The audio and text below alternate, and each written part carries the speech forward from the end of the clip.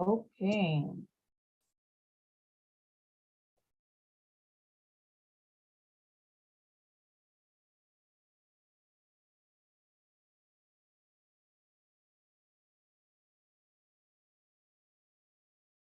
And we're live. Good evening, everyone. Thank you for being here. My name is Angie Abreu, and I am the founder of Dominican Writers Association, a 501c3 nonprofit literary arts organization. And our mission is to publish. Thank you for being. Is to publish our narratives, our Dominican voices, and we do so in the fourth chapbook of the 𝙃𝙖𝙗𝙗𝙗𝙗, which was how do we say this? How do we call it, Jamberly? It was a series that was created by Jamberly, who is our managing editor. So we're very proud of it. This chapbook is called De Eso No Se Habla. I don't have the book here with me, but let me pick it up. Here we go. It's called De Eso No Se Habla. You can purchase a copy at dominicanwriters.com. This event is being live streamed and has been supported by Humanities New York. So we want to thank Humanities New York for the grant that they offered us to host these series of workshops and the publishing of this book. So I now want to pass it along to Jamberly. Jamberly, you're muted. Okay, can you hear me? Okay. Okay, hi guys. Thank you, Angie, for the introduction and for the space. Thank you for the writers for taking the time to share your stories tonight, and for our audience that's tuning in. I am Jamberly, the editor of Cuenticos, and if you are just learning about us now, like Angie said, we started off as a brainstorming session with Angie and myself. We wanted to create a blog or a space online to create our collective experience as Dominican Americans. And one thing led to another, and here we are today celebrating 1 whole year of the Cuenticos project, which has resulted in these 4 books, La Doña, Dominican Moms Be Like, and Sion Papi, and then today we're going to discuss De Eso No Se Habla. So yeah, so we've published over 50 writers, and now we have 3 editors, which is Nicole, the Spanish editor, me for the general essays, and Mauricio, which is helping us out with that. Mauricio is here with us today. Also, this year, we've created a submissions committee from your peers that have published with us before in Cuenticos. And so it's not only going to be me selecting the essays, but rather this team deliberating what essays to choose for Una Visa por tus Sueños, Finessing the Dominican Dream. Henry is also in that team, so welcome, Henry. Yeah, which closes tomorrow. Yeah, the deadline is tomorrow. So if you're planning on sending it in, even if you've been published with us before, we encourage you to submit your stories and talk about the immigrant experience, you know. Yeah, look at the guidelines and send something in. The deadline's tomorrow.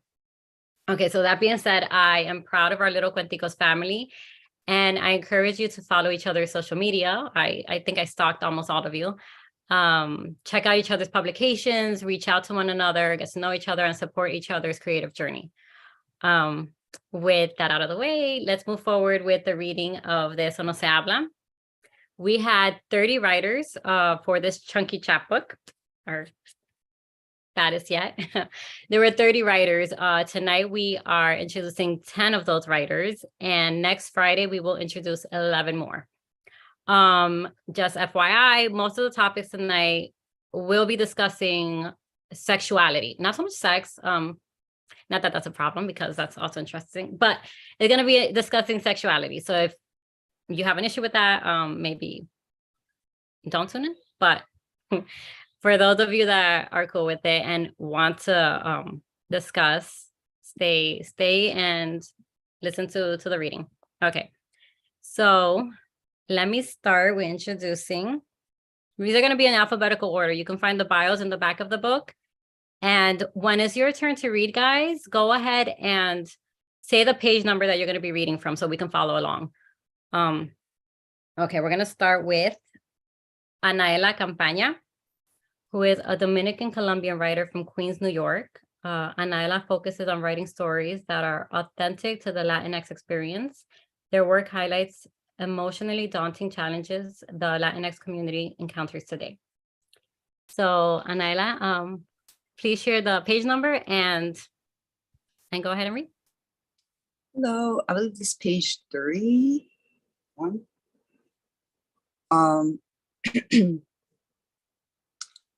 Is that the page? Sorry, I don't want to misinform. I haven't received the book yet. I believe you start on page 37. 37. Okay, thank you so much. Okay, we're gonna be on page 37. Thank you. And I'm gonna start right here. Neno. There's something amiss when your friend is dead. It starts small and begins when you leave home for your first semester at college. The moment you get off the bus and set your feet in unknown territory. You'll feel it in your bones as the calcium wears away. You return home for 5 seconds. The school calls them breaks, but they're momentary relapses. You take the drug, but it doesn't feel the same. Walking down your old block, you see how things have changed. The corner store is no longer your regular bodega, where you'd buy barrel juice and nacho cheese chips for less than $1. Got turned down and turned into a Walgreens. The corner down the block where the Hub Boys used to roll dice as a walkway for pet owners and their purebred puggles needing to defecate before their 15-minute commute to work. The worst feeling is sitting on that bus to visit your boy, the one you have been close to for so long that you swear to God he might as well be your blood.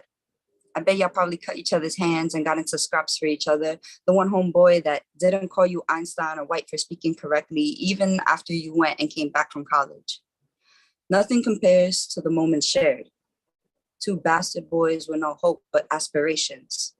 He was the first to notice how you changed since the last smoke session and appreciate every bit of your soul's growth. He always kept you from leaving the poker games on your own. Funny enough, he was the hardest one in the crew, the one that got locked up first. But Neno didn't hang out with you for no reason. He enjoyed hearing you sing every single word about your adventures being drunk.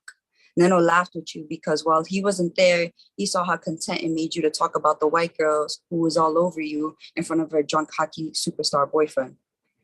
Every second with him, a gentle kiss from honeybees with sweetness on their fuzz. You will remember attending his funeral. During the bus ride home, his laugh replays in your head as a distant cry as to why you didn't stay home. You'll listen to it on repeat till you confuse it for your own chucks and giggles. Neno had his unique way of laughing, chill but wide, with his whole smile taking up every centimeter of his face. He giggled at you with the laugh of a boy who found his father's Playboy magazine. By the time you arrive at your bus stop, you'll step into unknown territory.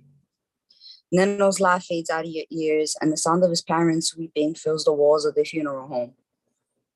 You'll be too high to process any of the emotions in the room while watching his parents sob and say gracias to the guests who have come to pay their respects.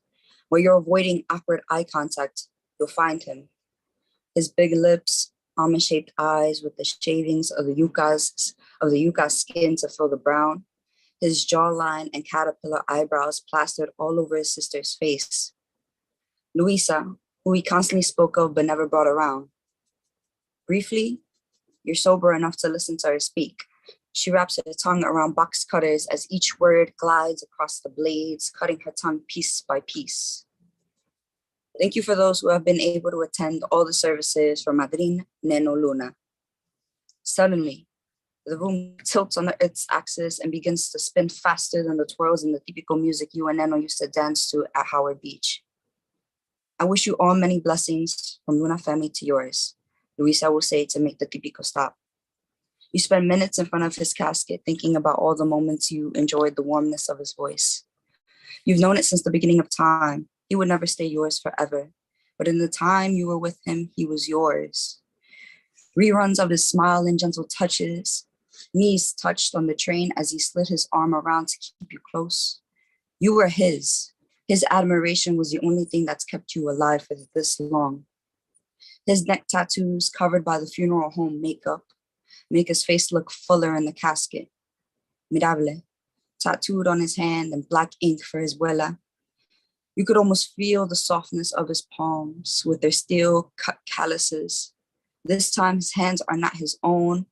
It's thick with a gold plaster, a frozen beef patty that no longer holds your face close for gentle kisses in the shadows of his sexuality. Dark closed eyes staring back at you. There's no warmth welcoming you home from another 6-week hiatus of classes and drinking. This is your chance to tell him the truth, that it was never just friends for you. It was long walks through the botanical garden in Flushing and Brooklyn, dinner dates at the ramen spot, late night drives on the LIE to Sunrise Highway for 2 a.m. beach visits, unforgivable kisses in moonlight lit water, centuries into the future holding bodies tighter as the tides pulled you away from him. The smell of Irish spring, weed, and his sweat in the sand, time slipping from your hand. The last thing you wonder is if he felt the same thing. Perhaps it was true love for him. Neno never told you much, only enough to stir your mind with thoughts from your heart. This could have been all that you wanted all along. Instead, you're staring at his body, tattoos crawling out from the collar of Neno's shirt, only if he was alive to wear this tuxedo. This could have been your wedding. The last thing you think of is how you're leaving him without a proper farewell. Back in this funeral, you walk back to your spot. The time left over is for you to pay your respects to the family.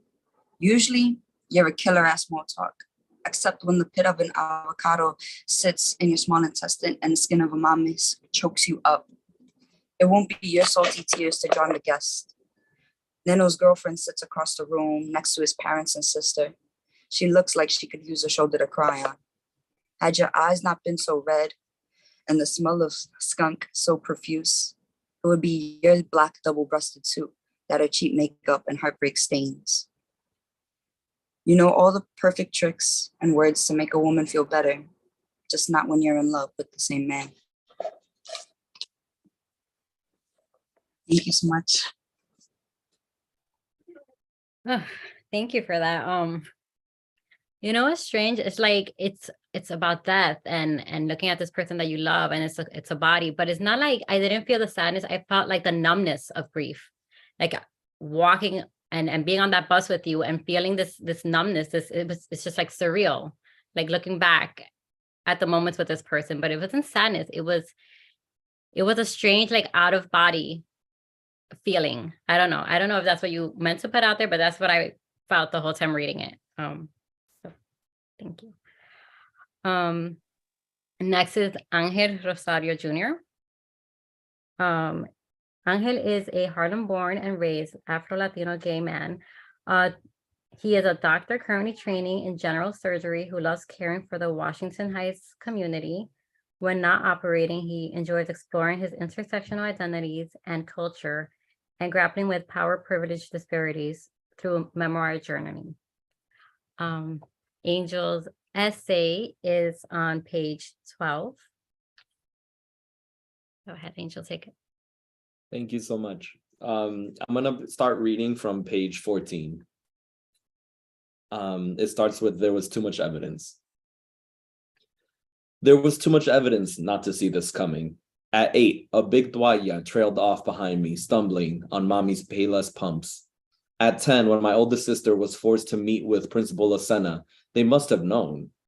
Mommy no hablaba inglés to understand what the principal would reveal about the bullying. But how could she not interpret my daily cries at home? And then, years later, as a teenager, I would thank the big watchtower clock on Brooklyn's waterfront edge for saving me from mommy's wrath, peeking mid-kiss beyond the head of the Colombian boy I made out with on the Manhattan Bridge, to see that clock and making sure I got home on time.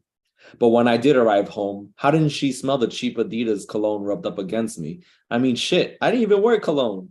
Y papi, rest in peace. When his late night taxiing meant drop-offs to La 42, what did he think I was doing? Drunk, sin vergüencería, skin fused along the fine-ass man at the now defunct club Escuelitas. I was gay as fuck, and there was no doubt about it. I sat in bed contemplating the next significant life steps. At the University of Buffalo, I left New York City, the projects, mommy and papi, to allow myself the freedom to become who I was meant to be, safely and without judgment. I had already come out to my sister and friends, been in the throes of a budding and quickly failed 2-year relationship, and ultimately felt secure. Pero todavía, somehow, mami ni papi sabían nada, y yo estaba harto. I was watching True Life, I Live a Double Life in bed when I was inspired by Chris, the queerest white man I'd ever seen on TV. Throughout the episode, he'd been anxious about revealing his identity to his best friend, Holly, who straight up said in her own one-on-one confessional with the cameraman, I don't know anyone who doesn't know he's gay. Chris was afraid to admit his truth and still managed to do so. If I wasn't scared to reveal my own, why hadn't I? Johnny, ven a comer, gritó mami, her words riding on the coattails of the Sancochos trail. Me llamo Ángel, pero mi familia me llama Junior. The real Ángel was a man, no more than 2 inches shorter than me, a neighborhood-friendly alpha male working as a janitor in Harlem's foster projects where I grew up. Papi was a good man, but had drinking problems, which got him into trouble, especially with mommy. His late-night returns home after work, sometimes with hues of red lipstick brushing the palette of his neck and garnished with a film of cheap perfume, was what did it for her. He was always a bit of a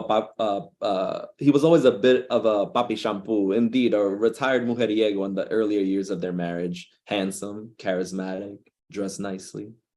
He also had firm beliefs about right and wrong and how one should present themselves in public. Mommy did too. Unlike papi, however, mommy had a precise fixation on the opinions of our family or the neighbors if word ever got out about any wrongdoing in our home. My older sisters became teenage moms, my dad's alcoholism, and arguments in the house. There was a constant buzz, que no hablaremos alto. Baja la voz, que la vecina va a oír todo. Y la gente le gusta hablar. It was clear that mommy had been hurt by papi, emotionally, mentally, and once, just once, physically. Later as an adult, I found out about mommy's family in DR being outcast for what her community called una brujería, really an infectious disease that killed several of our family members. Not only had mommy been hurt by papi, but she was also hurt by life. I learned to keep my mouth shut at home.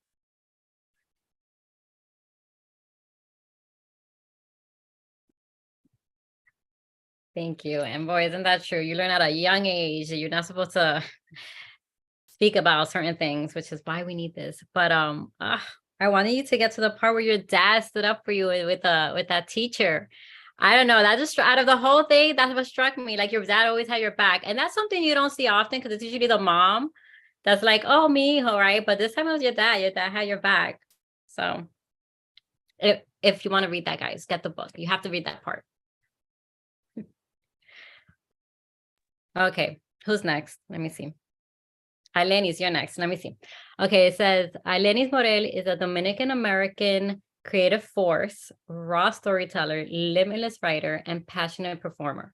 Her work is rooted in liberating inherited generational trauma and abuse of her bloodline. Arlenys has performed at the infamous Gotham Comedy Club, the Pit, New York City, and is a New Eurekan Poets Cafe slam winner.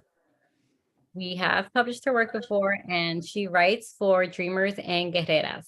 I don't know why reading that bio, I just felt like I had to like perform it too, you know? I don't know, you have that. Go for it. Okay, so I don't have the book either yet, and I'm not sure what page I'm in, but I'm gonna start from in a full-blown Dominican aunt tone. Okay. By the way, Angel and Anaella, fire. You guys are fire. Shout out to the work. Okay, so here I go. In a full-blown Dominican aunt tone, I hear my cousin call my daughter's name as my daughter and I walk into Tia's house. Mi niña walks straight into the living room, not seeing my cousin in the kitchen to her left. She innocently smiles at the person directly in front of her, my cousin's husband. Ahí mismo, my cousin blurts out, "Ah, no, ella lo que ve hombre nada más." As soon as those words blurted out of my cousin's mouth, the flashbacks flashed faster than I could speak. My brain replayed the moments when I was shamed, sexualized, and betrayed by the women from my bloodline. Instantly, my thoughts became distorted. The only words I could utter were, "She didn't see you." An arrow immediately pierced my heart. I was livid. I should have said more, but I froze for a couple of seconds. I was baffled, attempting to process what I clearly heard. Where was my voice when needing to speak up for this 2-year-old girl? Mi hija. My eyebrows rise. I become overwhelmed with questions, thoughts, and scenarios that always conclude with the realization that I come from a matriarch que no tiene hermandad. There is no sense of sistership on either side of my family, no empathy, no respect, no love for womanhood. Me entristece ver como nosotras mismas nos abandonamos. God forbid something would ever happen to my little girl. Their first remark would be, "Ah, no, esa desde chiquita no era fácil." I could hear it the same way I've listened to them make those sorts of claims countless times before. Anytime they hear about something happening to a little girl, somehow it's always the little girl's fault. Desde chiquita tratan y miran a las niñas como mujeres viejas. Peor, nos ven como objetos sin humanidad. Our patriarchal culture ensured our own women became más machista que los mismos machos, conditioning us to believe Dominican women aren't worthy of gentleness, praise, or admiration. From the womb, we're cast as sexual burdens, while boys are molded to be prideful perverts. There's no shock at the need to stand up for my daughter at such an early age. Still, I was dismayed at how comfortable a grown-ass woman, my family member, felt spewing such vile judgment. It's as if it were normal to believe that 2-year-old toddler girls are prancing around intentionally seeking out men. I call that womagyny. It's misogyny on estrogen, the worst kind if you ask me. We have stereotyped and chastised how Dominican men treat women, but when are we as women going to start opening up about how cold the treatment is from women to women in our culture? Yo creo que ahí ya está bien dura. Girl, you can go on with this like the whole night with this topic. Like, why women so anti-women? And then to put all Oh my God. girls, like, and then you stay shut, like because you don't know how to even respond to people like that. Like, that's my kid. Don't talk like a little girl can't dance. A little girl can't smile. Oh, she's flirting. What? Yes. Y a los niños se lo celebran. A los niños le preguntan Oh, cuántas yeah. novias de los 2 años. It's just. Oh, what a Don't get me player. started. Like, no, they're kids. Let them be. Yes. Thank you. Oh my God. That makes me so mad. My feelings aside, we will go on to Estel. Estel Arias is a first-generation Dominican-American writer born and raised in Brooklyn, New York. Her lust for the written word stemmed from reading Latinized memoirs and novels. She hungers to document her life experiences, womanhood, and Dominican identity through the art of storytelling. When she's not coaching BIPOC youth and leveraging upward mobility for their families, she enjoys dancing and exploring the city. Okay. Hi, everyone. So I'm going to be on 160, but I'm going to start from 161, where it says, "As I sit with her." So my piece is called Lo que no decimos. As I sit with her, consuming the typical meal, la bandera, she notices the medication. Y eso. Instantly, I felt a knot in my throat and my eyes watered, mortified, vulnerable, weak. ¿Cómo le digo a mami que necesito ayuda? As I opened my mouth to explain, tears cascaded down my cheeks, yet no words slipped past my lips. How do I tell my mother que su hija is taking antidepressants? While I believe God heals, I take steps towards healing myself.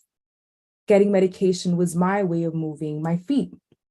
So how do I avoid her suggestion to simply pray it away? Reflecting on how papi's machismo and mami's orgullo won't let them succumb to these same tears, I decided to offload the unspoken and eradicate the stigma, looking for inward strength to find release. Our elders, parents, and children deserve to be free from the shackles of generational silences. However conflicted I may be, I wish for my children and grandchildren to be spared of this burden, of the guilt inherited from their elders. The anxiety forbids them from expressing themselves or reaching out for help. Our community needs transparency, vulnerability, and love. A pivotal moment for us during cafecito time with mommy, we reflected on how the silence of our emotions perpetrated and instilled harm in our community and us.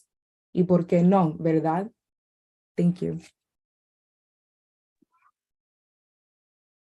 Thank you. I feel like your piece is so short, but it really, like, it just highlights that issue of you, God forbid you mentioned you have anxiety or depression or any other mental health issue. It's like, no, you just need to work. Tú lo que tienes que trabajar, tú te tienes que poner a hacer algo. You just, like, it just, like, it doesn't exist. Like, you can't acknowledge that you're struggling. And especially with the people that are supposed to be there to support you. Like, I feel like this definitely needs to be talked about more. This deserves like an entire book on its own. Gosh. Okay, thank you. The next essay will be Henry. Henry is a Dominican-American storyteller born and raised in Corona, Queens. His writing touches on preserving his Dominican culture as a first-generation American, the unpredictability of parenthood, and his struggle to keep his sanity in midlife through a cleverly comical, effortlessly entertaining, relatable perspective. His personal narrative have appeared in New York Times Tiny Love, Cuenticos, and Acentos Review. You can check out more of his work on henrysuarezwrites.com. Henry. Hey everyone, how you doing? I'm going to start off on page 88. So the piece is called Haciendo Cosa Freca. Es que ella andaba haciendo cosa freca, Mommy condemningly declared when our neighbor's teenage daughter ended up pregnant. Shortly after, when Mommy was pregnant with my brother Omar, I asked how it happened. Es un regalito de Papa Dios para la familia. Papa Dios. ¿Y él te lo puso en la barriga o tú andabas haciendo cosa freca? Mira muchacho, ¿tú quieres que yo te rompa la boca? Las cosas siempre son una bendición o una maldición, dependiendo a quién le pasa y quién lo cuenta. Mommy and my aunts were busy celebrating the announcement, but all I heard from next door was shouting and doors slamming.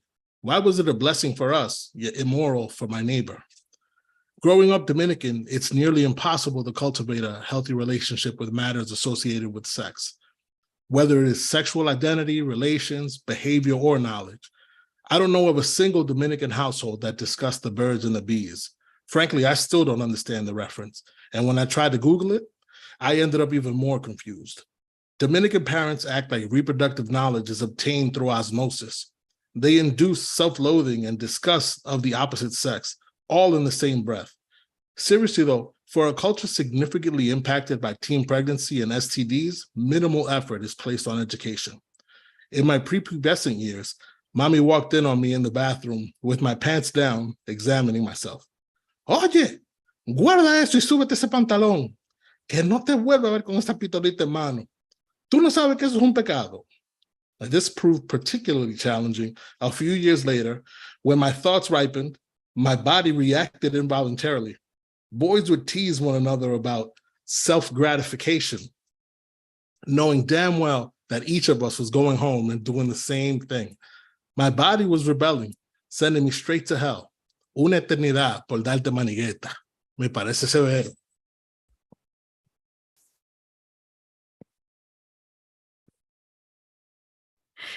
That's it. I want you to keep going. I'm so busy like laughing along with this that I didn't even realize you stopped. I'm like, wait, give me more. Henry has been with us from like the beginning of Cuenticos, and I do not get tired of reading his work. It's like every time I'm like dying, but in between like all this like laughter, it's like he puts some truths out there. The whole education thing, like, why don't you talk about masturbation or virginity or anything that matters? Like, we're just set out into the world and like, don't do it, but figure it out. You got to discover it on your own. Yeah, but God forbid you try to discover it, and it's so bad. God forbid, right? Hay que guardar la pistolita. Oh my God, you have me dying with that. And you didn't even get to the part where it's like, you're just trying to eat your empanadas and they're trying to make you talk to girls, like that you can't even eat in peace. Swear to God. But yeah, thanks, Henry. Next is Jeraldine. Jeraldine Perez was born in un barrio de Santo Domingo, Dominican Republic. Her mom named her Jeraldine, her papi added Perez. Geraldine's writing, a channel to voice what is deemed improper, too deep, too precious, childish, or intimate, embraces and celebrates the mundane. Her passion for the written word is equivalent to the love she holds for her family, skin, and roots. She loves learning new languages, reading, dancing, and community activism. Hi. Hi, everyone. My piece's name, Por Boquitas Que Me Pasa. I don't have the book with me right now, so I don't know the page. 69. 69, there we go. Great number. All right, so I get started. Okay. A mí desde chiquita me gustaba opinar, comer boca y estar de entremetida. A mí desde chiquita no me importaba que me dieran una galleta, mi tapaboca, un trompón o que me zambulleran la cabeza en una cubeta de agua por bocona. Total, el gustazo que me daba decir lo que me salía de las entrañas era más grande que el dolor. Yo daba mi opinión, aportaba temas de adultos con perspectiva inocente de una niña de 8 años. Es decir, que la vez que yo le dije que la hermana de Clementina era pájara, no fue para ofender, ni por entrometerme, ni para avisar que ya sabía de esa vaina. Pero yo la vi besándose con la muchacha que vivía en la casa de atrás de Milagros, en el callejón de Chulito. Entonces, ¿qué podía decir yo? Cuando mi abuela decía, esas nietas de Doña Rosa son un amor. Ajá, Estefania vive en eso, besándose con Clara en el callejón de Chulito, respondía yo. Bofetón, me voltearon la cara y me dijeron, tú y yo vamos a hablar ahorita. Eso no hacía nada, porque la verdad hay que decirla. Es decir, que la vecina María, que estaba soltera y tenía una hija, sin embargo, vivía pendiente de todo el que chingaba. La vaina es que yo sabía mucho para esa edad. Y una vez le dije a mi abuela que la vecina, hija de la vecina, tenía como 3 novios, que entraban y salían de esa casa y que una vez la vecina me mandó a acechar por si venía su mamá para que saliera el novio por el patio. Esa vez nada más ella me pagó 7 pesos, pero total, para estar sentada ahí afuera, estaba bien. Abuela lo que le prendió la sangre fue que yo le dije, en esa casa hay una calentura vaginal que María no sabe nada. Abuela me miró de reojo, me agarró con esa uña de gatúbela por el brazo derecho y me lo retorció. Me llevó al baño, me agarró por la cabeza y ¡fua! Me zambulló la cabeza en la cubeta del baño. Normal, eso es un maltrato estilo abuso pobre. La vez que más duro me dieron fue cuando me dieron una pela, fue cuando me peleé con Mervin y comencé a vocear. Pájaro, maldito pájaro, vete para tu casa. Por aquí no venga, pájaro, pajarazo, pájaro del diablo. Ese día yo ni me acuerdo con qué fue que me dieron. Con la vara, con la chancleta, con la correa. Yo creo que hasta un coco me tiraron. Yo nunca entendí por qué que me acribillaban a golpes. Si en verdad yo solo repetía lo mismo que decía mi papá cada vez que uno se subía en el carro y él arrancaba. Bueno, la vaina es que yo tenía que hablar. Me picaba la lengua entre los dientes, pero nunca entendí por qué al parecer lo que decía causaba asombro, como si fuera noticia nueva, aunque todo el mundo sabía de eso. Is everybody else dying right now? Like, I know you guys feel it, right? I'm sorry, I'm still laughing. A mí me daba muchos golpes. Oh my God, está un coco. That was a bit much, but hilarious. This was so satisfying to my soul to read this. Guys, if you have any comments about each other's pieces, do share. We want to know. You know, I saw everyone laughing. Something must have been running through your head. I'm crying right now. But when I read this before, I was cracking up. But hearing you read it is like 20 times better. I was like, ¿qué pensará Angel? I saw everything hasta el cubo azul en la esquina. Me Tenía imagino que en de el ahí era que baño. estaba el chorrero. El callejón. Ay, del baño, claro, del baño, porque el agua, tú sabes, eso es caso. I think it was genius when you said, nah, tiro buzo, pobre. Normal. Nada, pero zambullí la cabeza bajo el agua, perfecto, yo sobrevivo. It was so well written because like I feel like in every Dominican family there's that one kid that's like jodón, that's just always metido en la vaina, that lleva fuerte all the time. And as you were when I remember reading it, I'm like, oh wow, okay, I know who this person is. And then you reading it, you put a face to it, and it's like, wow, this is it was one of my favorites from the whole anthology. Fire.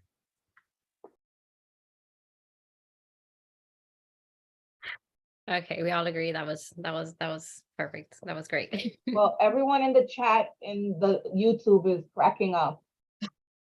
So Oh, that's great. But let's keep going though. We'll keep laughing later. Who's next? Julie? Did I say Julie yet? Okay. Julie Peralta Reyes, born in how do you say that? Brunswick? New Brunswick, yeah. New Jersey, to Dominican immigrants. Reyes is a Dominican American actress and writer. She grew up in Santiago, Dominican Republic, where she attended, how the fuck I got this, Pontificia Universidad Católica Madre y Maestra as a Estudié comunicación allá, got into theater. Long story short, moved to New York, went to school for acting, and I'm a actor and writer. Pasita la vida wait, más. you went to La Pucamaima? Yeah, I went to La Pucamaima. Yo empecé en colegio católico y terminé en universidad católica. Okay, yeah, Jamberly, people don't say the whole name. People don't say de que Pontífica Madre. Yeah, Pucamaima. It was here. I really was there. I don't want to leave anything important out. The abbreviation is La Pucamaima o La Puca. For next time, I got you. Good. Thank you. Everyone's, oh my God, I feel like I'm at home. I feel like, oh my God, yo estoy como que diante, ¿tú te imaginas ni cuánta película bacana o cuánto like show podríamos poner nosotros? Like, everyone can relate, I'm sure, to it. I'm sure. So mine's a page 72. El pedacito mío se llama Luz Verde. And I'm just going to pick a few things that I find highlighting about the piece. Sí, así mismo. 3 meses antes de cumplir los 15 años, empecé a salir por primera vez con un noviecito a escondida.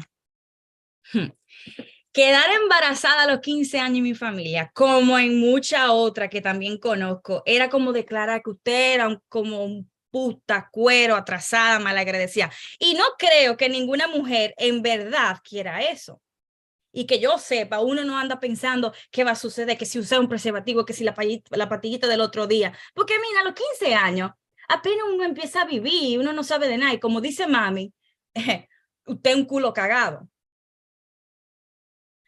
Toda mi preadolescencia se basó en conservar mi virginidad, en ser la imagen perfecta de la casa, del nombre de la familia. Soy virgen, coño, me repito en la cabeza. No puedo aguantar más, un nudo seco y fuerte en la garganta se deshace y no paro de temblar, de llorar. Tanta pregunta y solo gritos. Luis hubiese podido tratar de hablarme como si yo hubiese sido Marí. Me hubiese podido decir, mi hija, las niñas son como las flores. Mientras más se le toca a las flores, más se marchitan. O mi niña, siempre le pido al Señor por ti. Quiero llevarte al altar. Quiero que termines tu educación, que llegues lejos, mi niña. Soy hombre y sé cuáles son las intenciones de tu muchacho. Soy hombre y también he marchitado flores y la he dejado como sábanas recién estrujadas. Yo quiero ser orgullo. Yo quiero que mi nombre se mencione en los lugares más respetados. Yo no soy fácil. Sí, eso lo sé, pero nunca me he quemado de curso. He asumido mis responsabilidades y he ayudado, tratando siempre de ser su orgullo, deseando que puedan confiar en mí, que estén siempre seguros de que mis planes no están cingando por ahí a 2 manos. Sentí que todo lo que hacía no significaba nada. Nunca intenté acercarme a ellos. Me intimidaba la idea de ir a donde ellos y confesarle todo lo que había en mi mente. Quizás exageré, pero sí consideré la idea de cortarme la vena. Una tarde de invierno, mami estaba en la galería y junto a Luis me pidieron hablar conmigo. Uf. No entendía por qué yo estaba tan callada. Hablaron de su sacrificio por mí, de lo mucho que me amaban. Y yo, con la mirada baja y la mano cruzada, escuchaba lo mal que se sentían por mi silencio y mis intenciones de llamar la atención, según ellos. Luis declaró que se permitía el noviecito. Lo irónico es que después de aquella vez que mami me dio esa golpeada, ella me dejaba invitar al novio a la casa y llevarlo cuando salíamos. Y también me apoyó en la relación mucho antes de que Luis me diera la luz verde. Sí. Búsquense el libro. Para que sigan viendo. Vayan a leer el resto del cuento. Ya. Wow, ustedes vinieron encendidos hoy. Estos cuentos That story reads well, but when you interpret it, it's over the top because it like deserves like a one-woman show. Like the little ad-libs that you put in the Yeah. between you and Geraldine, we need to get you on stage. Well, Julie is an actress, so she could figure that out real quick. Yeah, that's so funny. Thank you so much, Henry, because I also, I mean, I just started writing and antes de yo escribir este pedacito, yo tenía otro pedacito que se llama Mi Tía Salón, that talks about like my journey with my curly hair, y todas mis tías son estilitas and they're all white Latinas. Entonces como que cada vez que yo leo ese pedacito, este pedacito, dicen, diantre, Julie, pero ponte un one moment como que show para nosotros y que reírnos un rato. And the truth too, like there's just so much truth behind, like, I don't know, but shout out, loved your voice. So yay.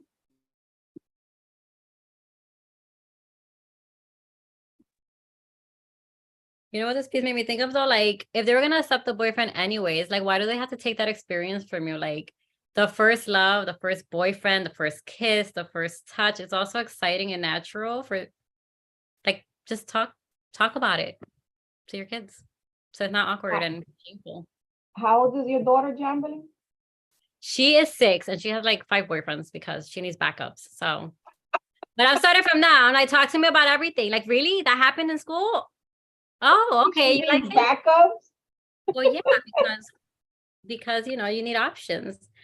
Her father is like super strict, super old school Dominican, but I'm more like, no, we have to learn, teach her that me tiene que tener confianza. She could talk to us about everything.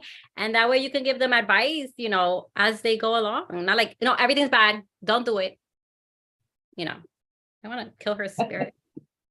No, y eso que el pedacito también de la obra habla sobre como me decía machera, porque me la pasaba jugando entre los varones. So it's like, dime, like, like, todo es como que malo, like, si hace esto es que es malo, si hace aquello machera y cuero, pájaro, like, what the heck, like, relax. You see, everything's bad, forget it. Okay, who's next? Mauricio, I think you're next. Ready? Okay. Mauricio Mo Castillo was born and raised in Queens, New York, and is a first-generation Dominican-American by way of Bonao, Dominican Republic. His first love is and always will be fiction and creative writing. He was published at 18 and never looked back. And when he's not succeeding to write the next novel, he enjoys music, film, food, fitness, beer, and deep conversation. He is the current senior editor of fantasy sports content at Yahoo Sports and Cuenticos editor. Thank you. My piece is called La Ídolo, and I'll be reading towards the end of page 33. I envisioned her outfit to be womanly, considering this was going to be a large family event. So imagine my shock when I found her wearing nearly the same exact outfit as me, a patterned sweater vest with a white collared shirt underneath, blue jeans, the sneakers. Her hair was done up in 2 immaculate braids. To her, it was probably nothing. She was wearing what she felt most comfortable in. I, on the other hand, couldn't help being in awe. It was one thing to wear boys' clothes on a random Saturday night. It was entirely another thing to do on Christmas Eve and plena Nochebuena. Once again, I became enveloped by that same shame. Nevertheless, the night continued. Food was eaten, drinks were consumed, but no amount of presents or vibes could conceal that uneasiness, that ahí está la pájara otra vez-ness that hovered over like a black cloud and affected anyone who wasn't actively defending against it. Maybe it's because we were dressed the same. Maybe it's because it was Christmas Eve. Maybe it's because the nightmarish vodka sun-kissed combo was kicking in. And it's not a Dominican Christmas without a little underage drinking. But I wanted to shield her from it, from the ignorance of it all. At the very least, take some of the brunt of it from her. It was beyond midnight when Dominican Christmas went from a holiday to a full-blown party. And suddenly, La Boda from Aventura started playing from the stereo. A random side note, I don't know why, but freaking Romeo's voice is in many formative moments throughout my life. I took one last swig of that horrible mixture, stumbled over to her and asked her to dance. She looked at me oddly like, bro, why are you asking your bro to dance bachata? But she complied. The dance started pretty typically, but around when Romeo began to make a fool of himself in that church, I did something that at the moment was probably just for shits and giggles, but maybe it came from someplace more profound than that. In bachata, the man usually leads, and as we danced, I grabbed her hands and put them on my waist. I crossed my arms around and behind her neck. She became the man then, and I the woman. She took it a step further, putting her hands on my flat ass the way a man might grasp his girlfriend's butt during a particularly powerful bachata. No words were spoken, but eventually we burst out laughing right there in the middle of my aunt's living room, with only a few others dancing while the older folks watched in relative silence. No one around us laughed, but no one screamed "Yo me opongo" either. The song and dance ended, and that was that. She probably doesn't remember half of what is written here. If she reads this, or rather when she reads this, she probably won't even remember that moment. And if she does, I can hear her saying, bro, you being a softie, it was never that deep, with a raspy chuckle, but with a warm hand on my shoulder.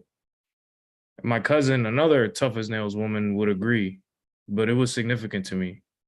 It was the first time I wasn't afraid to show how I felt about her. She and my cousin have since gone their separate ways. Still, I carry everything she taught me, especially this: be proud and unashamed of who you are, not for anyone else, but for yourself.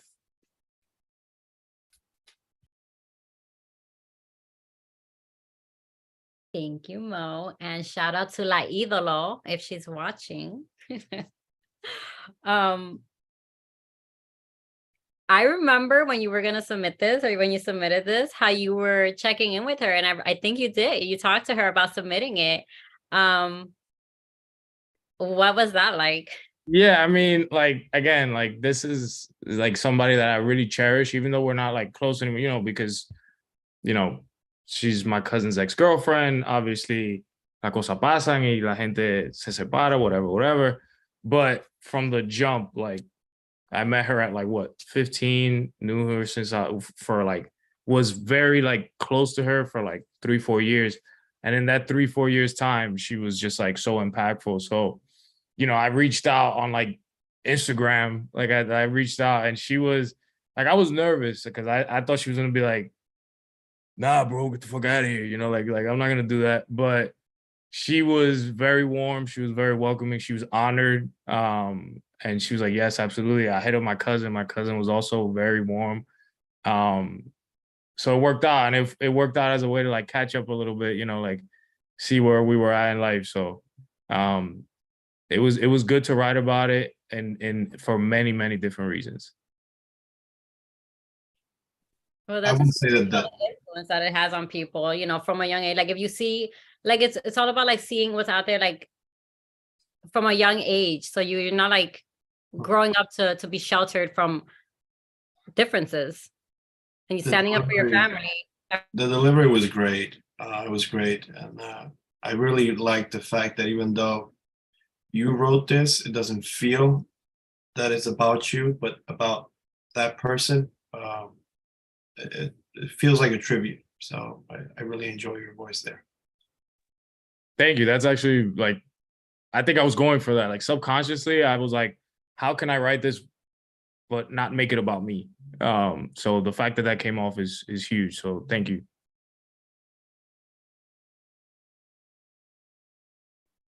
Well, Peter, since you were just talking, let's go on to you now. Peter Nuñez is a Dominican-American writer and mental health professional living in New York. His passion for storytelling and exploring psychological trauma in the Latinx community inspired Peter's literary work and his first novel, A Man of Honor. Peter works as a psychotherapist in Brooklyn.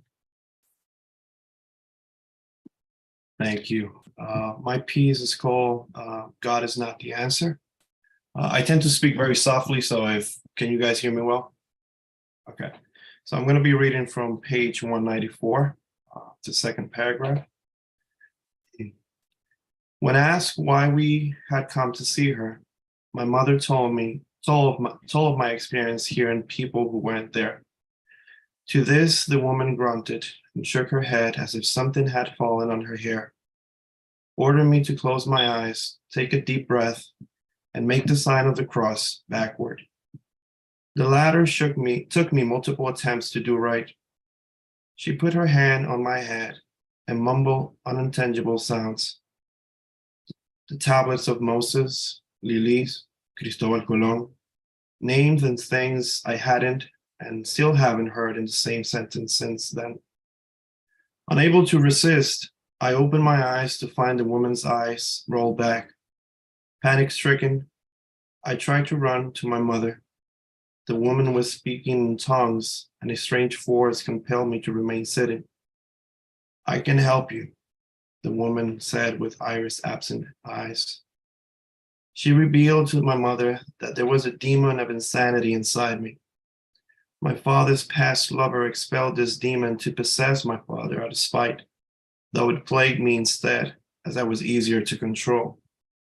The curse could be counteracted with a resguardo she prepared for me, a piece of paper with a prayer of protection folded inside a sewn bit of cloth to wear at all times and place underneath my pillow when I slept.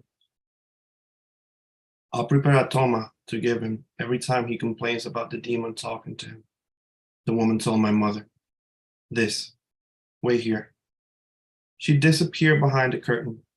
She returned holding a flask filled with a greenish liquid, hers, and what seemed to be human hair.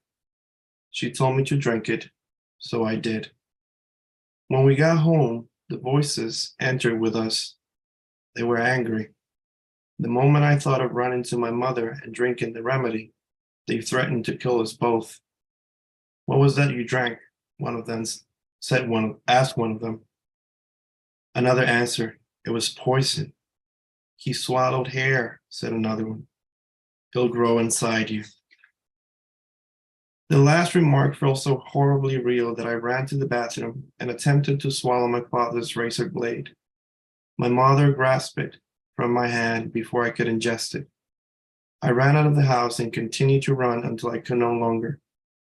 I sat on the sidewalk and wept, my hands covering my face. Then I heard a person sitting next to me. It was Victor. He handed me a cigarette without saying a word and lit it. We smoked and talked, yet not to each other. I never felt less lonely in my life.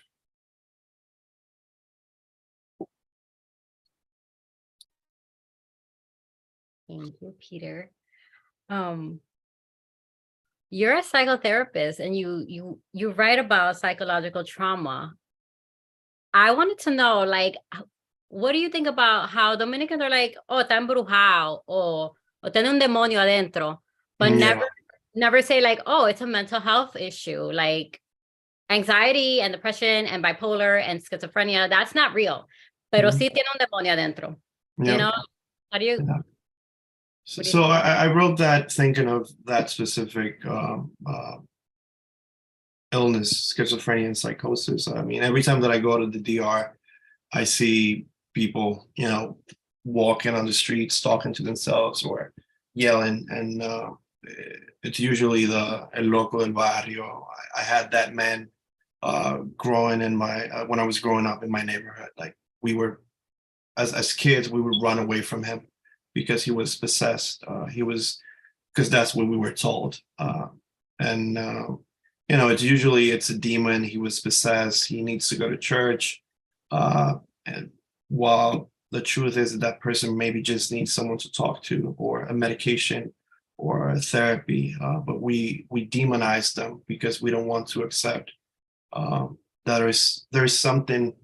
I mean, I'm not against religious beliefs, but I think that we two things can coexist: religious spirituality, but also acknowledging that there is something out there that we don't understand, and not because of that we should fear it.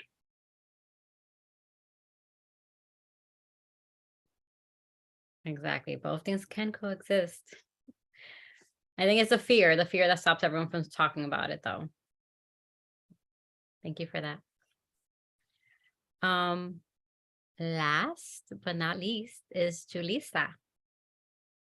Yulissa Emilia Nuñez is a Dominican-American memoirist. Her fondness for reading and appreciation for the written word propelled her career as an educator for high school age youth. Yulissa scours and contests the world through the refined lens of creative prose, enabling her students to strengthen their writer's voice in her classroom. She obtained a master's degree from Bradloff School of English and participates in writing workshops hosted by Dominican writers. She resides in Lawrence, MA with her loving cat, Lunita. Hi, everyone. Generally, what page am I on? Because ese libro está en un tanque en RD. I sent that over there. I'm gonna be over there, but you know. I think it's like 58. Wait, let me find you. I remembered it. Is it 58? Yeah, it is 58. Okay, good. Yeah. All right, I'm gonna read from the start. This piece is called Burn the Closet. I have my little timer going. Hold on. Okay. At 29 years old, I got with my first boyfriend. I initially thought something was wrong with me, but I wasn't going to wallow over it. I wasn't religious or ugly, nor did I hate men. I had no attraction toward them. I followed my heart, and most of the time, it led me to a dope-ass female. My sexuality is not a sin. I knew God could see through my heart. He knew I was simply a little different. A true immoral act is being with someone you're not genuinely in love with. Besides, I'm lousy at lying. So if I found a little novio, I'd embarrass myself because my heart wouldn't be in it. I engaged with girls who intrigued me, left me yearning to be near them. I'm not the type to avoid relationships outside my ethnicity, but I was around a lot of Dominicans, so they were the ones I usually fell for. The women I dated were intelligent, sexy Latinas, and trailblazers in their respective fields. Overall, 2 5-year relationships consumed me, and about 4 embarrassing, mediocre, month-long situationships ensued the same craze. My first girlfriend experience was in college. She was a senior and I was a sophomore, meaning she was far more experienced with men and women. Her family was unaware she was bisexual. It wasn't until after I told my mother I was dating a woman that she decided to come out to her family. While they blamed me for tainting their daughter like she was una fucking santa, my mother remained indifferent. Mommy cited something relating to the Bible, which pissed me off because I felt no attraction toward men. Did she expect me to let them have their way with me, with my body, without me enjoying it? Or would she have me entertain them while disregarding my happiness? Absolutely not. Besides, not that I cared, but from all the stories I heard, dating a man was the absolute worst thing that could happen to a woman. I'm gonna stop right there. You're gonna stop right there? You didn't even get I to mean, with the your alarm love story con este tipo, like. It was just getting hot. Con la mujer El diablo, pero. Tú dijiste 2 minutos en el email, that was dime. fast, though. I wanted you to get to the good part. Okay, here's the Buy deal, the book. Yulissa. Buy the We book. got more time. So, Keep going, keep going. Oh my God, it's Nos been an hour. calentaste y después nos dejaste plantado. No dejaste así, bebito, muchacha. All right. Besides, not that I cared, but from all the stories I heard, dating a man was the worst thing that could happen to a woman. Men are portrayed as emotional wrecks who aren't capable of talking about their feelings. They have to front like they are in control. I'm Dominican, so I already grew up believing that men cheat simply because it's embedded in their biology. Reasonably assuming all men were cheaters, I wondered why men couldn't be upfront about their shortcomings and why women would get so worked up about their nature. They were just born that way. I tried the men thing when I was younger, but it never worked out. I fooled around with two guys at different times in my teenage years. One was a tall basketball player with a small penis. We didn't do anything, but it wrecked our friendship. The other was a double date situation that turned sour after I admitted to the guy I was just helping my cousin out. I lost my virginity to a football player in college whose physique I craved, but he was unable to hold a decent conversation. I never regretted losing my virginity or lamented my inability to connect with men. Instead, I went with the flow and solidified that I was the L word. Samuel and I met while accompanying my cousin to get her eyebrows done. He was the owner of a barbershop, but you wouldn't have distinguished him as such. He tended to my cousin right away and was incredibly respectful. He barely acknowledged me, but I was comfortable with it, seeing how most men offer unsolicited comments towards females in that space. I watched him work. He was meticulous with his hands and held down a whole conversation while charging every unruly hair on my cousin's eyebrows. She teased him about his non-existent romantic life. ¿Y la novia? ¿Pa cuándo? He replied, sí, hay que buscarla. I sat across from them on a hot-ass bench near the entrance. A whole-ass conversation played out in my head. Not to say it was love at first sight, but I was attracted to him and sensed an eruption of chemicals all through my brain and body. I was drawn to his smile and swagger. Someone's vibes were right, but clueless about how to handle my first boy crush, I interrogated the shit out of myself. So we're into guys now? What am I? Since I was leaving the island in a few weeks, I decided to YOLO the whole thing. My other cousin was ecstatic to help devise the plan, albeit unsure because till that point, I had only dated women. We called someone, and after my cousin abruptly asked him if he had a girl, someone thought my cousin was trying to make a move on him. After exchanging Instagrams, someone didn't add me for an excruciating 72 hours, annoyingly taking his time while I accepted his request that night. Someone and I spoke for hours on end. On our first date, we coordinated outfits. He sent me a picture of his shirt, and I had a similar dress that matched. The chemistry was there because we were corny as hell for that. He picked me up in his friend's beat-up hoopty that was missing its front bumper. My stomach twisted tighter in a knot as someone got closer to greet me. Samuel was so tense, and his hands began sweating. He repeatedly asked if I was comfortable as I gazed toward the streets, people, and trees. I soaked in the serene moment. Our first date was also the first time I didn't have prying eyes on me because of whose hands I was holding. I was so used to assessing my surroundings before kissing a girl, but someone caught me off guard. I wasn't prepared for him to kiss me in public or for how effortless it seemed after so many years of hypervigilance, especially in a place like DR. I was enraged too. This was a privilege that so many couples are denied.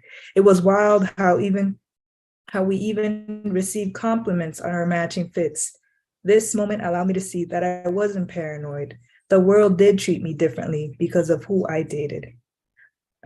And stop right there. All right. Thank you, Yulissa. Pero, damn if you do, damn if you don't, porque if you're with a girl, te van a criticar. Si tú estás con un hombre, te critica la familia también. So it's like... Yeah, someone asked me, they were like, why'd you call it burn the closet? And I was like, honestly, it might sound dumb, but because I had dated women, it was like when they saw me with a guy, they were like, what? Everybody was like so confused. So I just like threw matches and that shit. You guys aren't gonna lock me up nowhere. So yeah.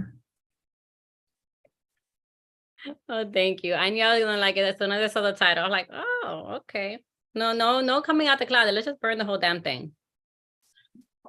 All right, that was all of the readings for tonight. Now it's up for discussion. You guys want to talk about the process, the reactions you've gotten. Actually, you know what? I always ask, oh, what did your family or friends? No, how was it for you? How do you feel finally talking about this and putting it out there? Go, hablen. For me personally, I loved it when we were doing it together. And then it was like bringing something that happened, because I never spoke to my cousin about it, right? So I'm like, I'm ready for the smoke. Like, if I'm sharing this right now, right? So it's like, this is how I feel, you know what I mean? And this is what I stand on. Like, we're wrong. You look at a little girl and think that a little girl can like be teniendo ojo pa hombre, you feel me? But then we want to like be tapando los hombres when they do nasty shit.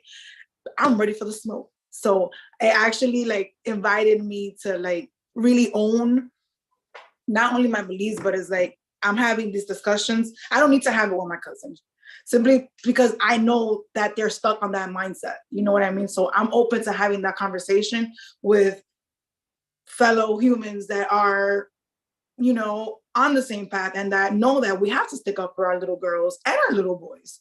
So for me, it was more like an invitation of like, yeah, you better stand on what you say, girl, because, you know, and just that. I actually had a question like for the group, because it was part of my reflection, and I think Mo started touching on it too in the conversation after he read his piece, was the piece about que de esto no se habla, right? That was it. And I wrote my thing and I wrote it as I wanted to write it. And then when the reality of that this would be public, I was like, oh shit, like and then I was like, fuck, this is true. That's what I'm saying. Habla, like what? Yeah. So then I had to go back to like, I had to have family members read it. And I was just like, shit, like this is exactly what we're talking about. And so the process of writing it forced the conversations to be had, essentially. And sometimes conversations not to be had. But then at the end of the day, and to also as a disclosure, this is the first time that I write something like, and that it gets published. Of course, thank you for the opportunity. Like I learned so much about that. But the process of going through it, I never thought about the impact of what I would say, how it would affect other people around me. And so that process, especially the irony, is like real meta, you know what I'm saying? How was that process for other people to, like, what did you have to go through to put your stories out there? That's my question. I guess I could speak from like an editor perspective, that like when I deal with my writers at work, they kind of have similar I don't want to call it fears, but similar thoughts. Obviously we're not writing about anything as strong as what we're writing about, you know, in this group, but a lot of the times I just tell them, listen, your job is to put your perspective on paper, on text, whatever the case may be, put your feelings, put yourself there. The minute you hit send or you hit publish or you just put it out there, it no longer belongs to you. And the reason, the thought process behind that is just, once it's out there, then it morphs into the perspective of whoever's consuming it, whoever's reading it. And so they will then put themselves there and they'll interpret it the way they want to interpret it. So like, you know, if somebody says, this is amazing, this is crap, this made me cry, this made me laugh, this made me happy, whatever the case may be, I feel like, and this is just me personally, I think as the writer, our job then is to be like, huh, okay, and just keep it moving, you know, like, and because that's yours now. The story that I wrote it for me. What you read, that's yours. And I think it's helped. I hope it's been helpful to my writers and just like alleviating a lot of that pressure when they second guess themselves, when they're like, oh, I wrote this, but I don't know about this sentence. I don't know about this paragraph. I was like, listen, 9 times out of 10, your instinct is going to be right. What you feel in your heart and your mind is right. What the reader does with it when you're finished, eso no son asunto tuyo. That's not okay. Yeah. I think that for me, like it definitely, it's like I actually have had people like, oh, so how did you meet? And just the other day I started saying like, let me just send you the essay. So like you just read it and know. Because it really, when I start talking, I'm like, yo, I already like went through the edits of this shit. So let me just send you this piece that goes through kind of like what I went through and how we met and how we fell in love. But for me, writing this was like, at first, I didn't even have a job. And I was like, I'm gonna get fired. And I'm like, from where? Like, from what? It just felt that it was putting myself out there. But at the same time, it's like, once you put yourself out there is no one that can kind of like talk shit about you. There's no one that can try to humiliate you because you already put yourself out there. You know what I'm saying? So for me, it was very liberating. And I'm the type of person where it's like, you're not gonna make fun of me. Like, I'll make fun of myself. Like, I am a proud pendeja. Like, you know, like I much rather have, you know, my thoughts and opinions out there, because who knows, for a lot of people, all of the essays that, you know, you guys have read, it's like people are going through this right now. And you never know just how much that piece might touch someone else. So for me, it was liberating having this out there, and it just opened up the opportunities to speak about more stuff that you kind of hold down and you've lived through, that you wish that you can kind of like have peace with. So it was also that moment of clarity, being able to have that closure with your past self, because I didn't want, ain't nadie puede decir nada. Like, I have a whole essay on it. Yeah, let's do this, publish too. Let me get you. Right, and if you want to say something, write it. That's what I'm saying. If you want to say something, go ahead and write your piece so I can read it. I related so much to Geraldine. Pues ella es la que hablaba y daba tanto golpe, igual que Geraldine. Ya, ¿quién dime? Nadie se mete con nosotros. No te metes con la muchacha, que se loca. Ella da golpe. Yo quiero opinar de que una de las cosas que me gustan más sobre la literatura en general, pero sobre todo este grupito, por ejemplo, o los dominicanos en general, porque obviously every Dominican adds that humor in there, como para que para metértelo como con vaselina, como para decirte tu verdad, pero la verdad. So, a mí me encantó la idea de cuando yo escribo, me encanta la idea de que yo te voy a tirar tu verdad de que realmente hasta yo reflexiono y digo, yo no tengo por qué tener vergüenza de eso, ya, like, yo soy una mujer toda criada, like, ¿por qué? Why am I holding on to that? Like, and honestly, putting it on paper and sharing it, y como dijo Mo, prácticamente ya no es tuyo, ya tú lo compartí, to each their interpretation. There's this sense of like, just like, yeah, I mean, ¿qué es lo peor que pueda pasar? We can go deeper. Like, we can definitely go deeper from here, right? So I love how there's humor and el dialecto de uno y las palabritas y como uno entiende, y aunque tú te hayas criado aquí, todavía es instilled, it's there, you know, like, no, tú no puedes, tú sabes cuando algo como que, tú sabes cuando algo está mal o cuando algo está bien o cuando como que tú no estás seguro entre dos. Like, I don't know, I really love that about it. Like, I understood everyone. And I mean, there's so many other Dominican writers that I read, and I'm just like, oh, that's so beautiful. That's interesting. Like, because you can relate to it because of the humor and because of it's like, wow, I'm not the only one. Like, so many of us can so relate in so many different aspects. Like, I feel like my piece was like just the female version of Henry's in a way. It's just like, you know, like, it was just interesting to see that too, because I'm like, oh my God, I can think of my brother, and I was like, I'm sure it happened just like that or worse. For me, it's a little bit different. I think that for me, when I think about writing something, I always ask myself the question, and this may sound like an asshole move, but how can I make you feel uncomfortable? How can I put you in a position that you're not gonna feel comfortable with what you're reading?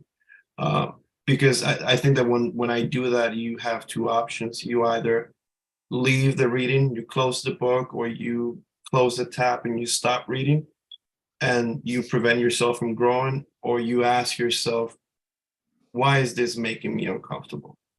what about this doesn't resonate with me, or why it doesn't sit well with me? Is it because of my own biases and my own stigma? Why am I not liking this?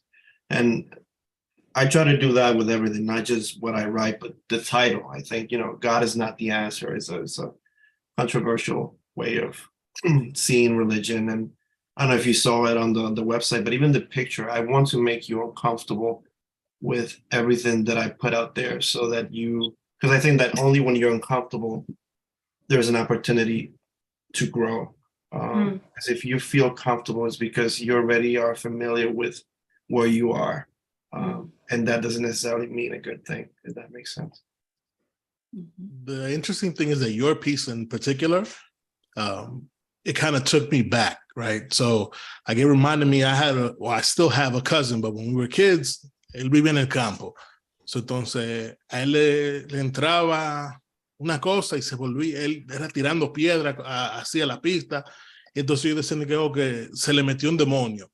Entonces lo amarraban así con una sábana, lo llevaban para la casa, y allá dije que lo santiguaban y que esto y aquello. And like, I remember being a kid and I'm watching this, I'm like, yo, but like, this doesn't even seem right. Like, why wrap him up like that? Why not try to like calm him down, do something? But it was just, as soon as he kind of lost it, remove him from the group as a whole. And it was always like, like they just blamed it on some kind of brujeria, similar to like what happened to you, where something happened within the family, and unfortunately now he's paying the price for it, right? As opposed to like trying to look at it like what may have gone wrong, or what's he battling with right now? Like we just immediately look for some strange explanation as to why things happen, or just accepting that it's a reality, that it's just life.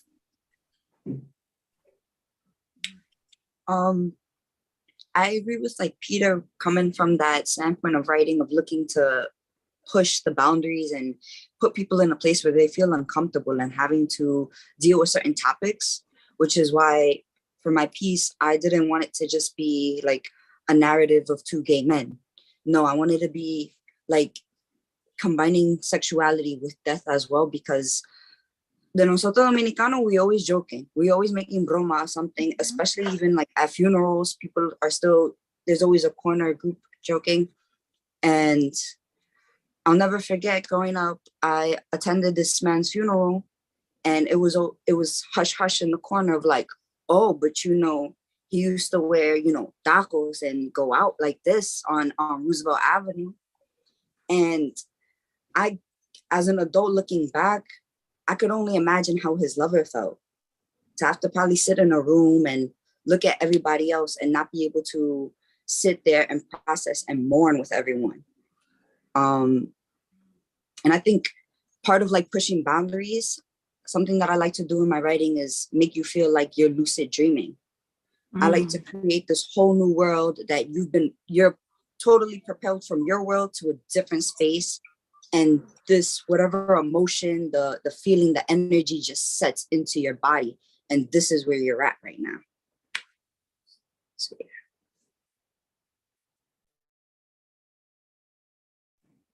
I don't know if anyone else looks to do something like that, like to just shift the aura of their readers, or like set the energy with the readers, so that when later on, when they're processing and they're thinking about the piece that they read, they can still go back to that emotion.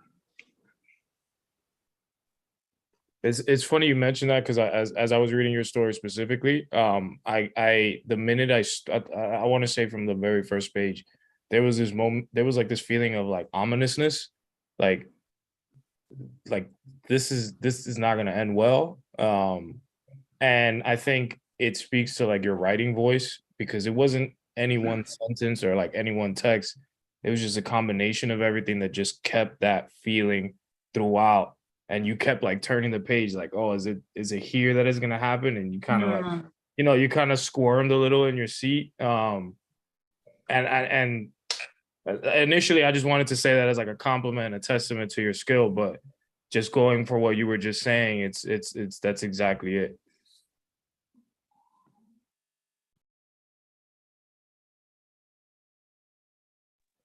I did. I felt it from the beginning of Anaella's piece, and I felt it in Peter's piece also. Was like they remove you from your body, like you're not sure what you're experiencing, but you're somewhere else. And actually, about what Peter said about like making the people question their, like if they're uncomfortable, I actually got comments when I shared Peter's piece on social media, and there were people that were bothered, like, what do you mean God is not the answer? Like, I'm like, read it, like read the piece, go in there, click on the link, read the piece, and then we can talk about it, because the picture and the title alone, you're not going to get anything from it. So, I mean, it does open the door for discussion, which was what this book was all about. And I feel like we need a De Eso No Se Habla part 2, because there's so many more topics that we can get into that are taboo that we haven't even touched on. So this is just like scratching the surface. But yeah.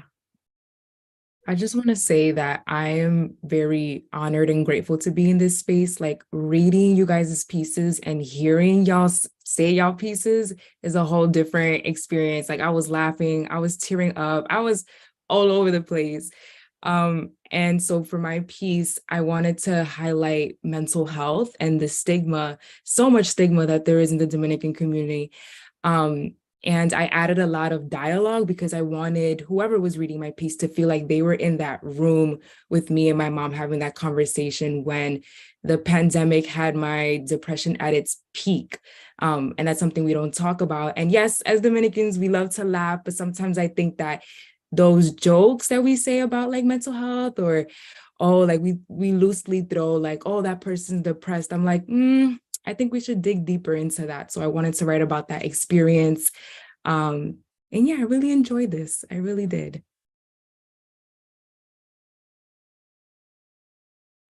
I know a couple of you have joined us before in the other readings, but this is the same vibe that we get every single time. It's just full of emotion and laughter, and everyone gets each other. So I appreciate that you guys are sending in your essay, and I appreciate the space and meeting all of you. Some of you I've met a couple of times. Some of you I'm just meeting now, but it's always the same vibe, and it feels like a little family, like un coro, right?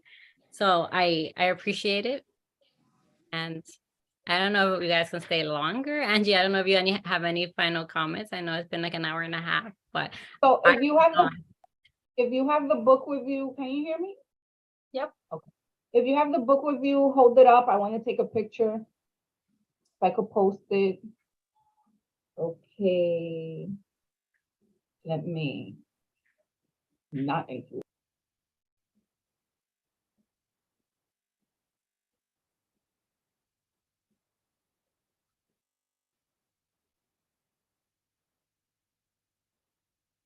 Dino, porque te frisa. You know what it is that when I talk, the computer puts in like a barcode there, like not a barcode, but a line that says you're muted, and I had to remove that. But I want to thank you all for contributing to our 4th Cuenticos chapbook. Thank you so much. My highlight is publishing more and more Dominican writers and seeing how our platform impacts your life. I know Angel, I met a friend of yours last Sunday. She came to see our show, and she came and introduced herself, and she was like, oh my God, thank you so much for bringing him into the platform. You know, and she was telling me how happy you were that you're writing, and you know, I'm happy when I hear those things, because writing is definitely therapeutic. So yeah, I hope you guys continue to submit. As I was saying before, we have more writing workshops that you might want to take part in. And tomorrow is the last day for our call for submissions for Una Visa por un Sueño. So if you haven't submitted and that is your plan, it closes at 11:59 p.m. And after that, that's it. We're not opening it no more. So yeah. So let's wave back to, let's see, there were some comments in the YouTube, people celebrating everyone, clapping, making comments. So people definitely had fun. If anyone wants to purchase the Cuenticos book, you could go to dominicanwriters.com and find it in our shop. It's also available on Amazon and Barnes and Nobles and Bookshop. And it's also available at Word Up Bookstore. If you want it in your local library, you just have to walk in there and ask them to carry it. Definitely on Goodreads. So if you purchase the book anywhere, please leave your reviews. Let us know what you think about it. Be kind, please. Yeah, and I think that's it. So I'm going to end this live stream and